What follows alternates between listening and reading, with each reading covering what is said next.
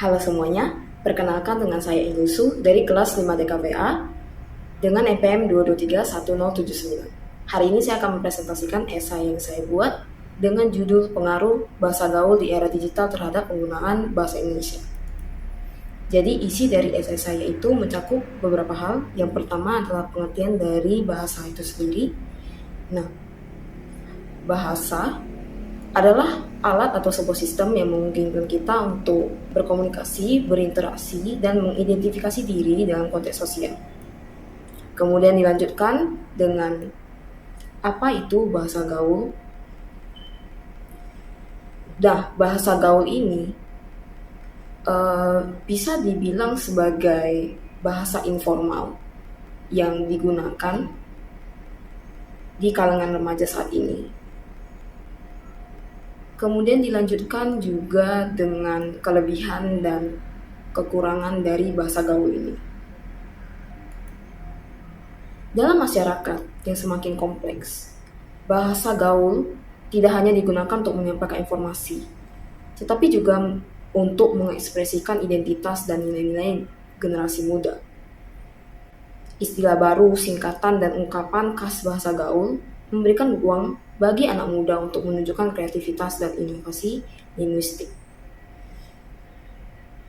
Namun, kekurangannya adalah masih ada anggapan bahwa penggunaan bahasa gaul dapat meningkatkan penerapan bahasa Indonesia yang baik dan benar, serta mengganggu komunikasi. Karena menggunakan bahasa gaul itu biasanya hanya dapat dipahami oleh generasi muda saja.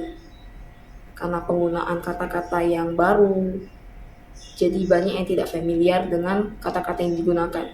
Sehingga itulah yang membuat bahasa-bahasa gaul ini mungkin lebih banyak digunakan karena lebih gampang untuk diucapkan. Sedangkan bahasa Indonesia itu terkesannya formal, jadi jarang dipakai. Kemudian, apa itu penting menggunakan bahasa gaul ini? Nah, meskipun penerapan bahasa gaul ini itu dapat menyulitkan penerapan bahasa Indonesia, penting untuk diingat bahwa bahasa gaul juga berfungsi sebagai simbol eksklusivitas di kalangan remaja. Dengan menggunakan bahasa ini, mereka dapat membedakan diri dari generasi sebelumnya dan membentuk identitas kolektif yang kuat.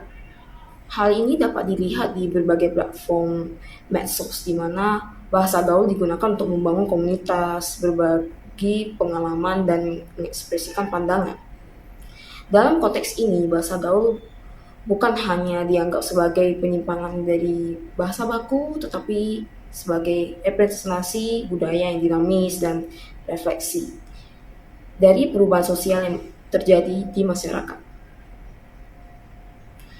Kemudian, daftar pusaka yang saya gunakan untuk esai ini ada 5.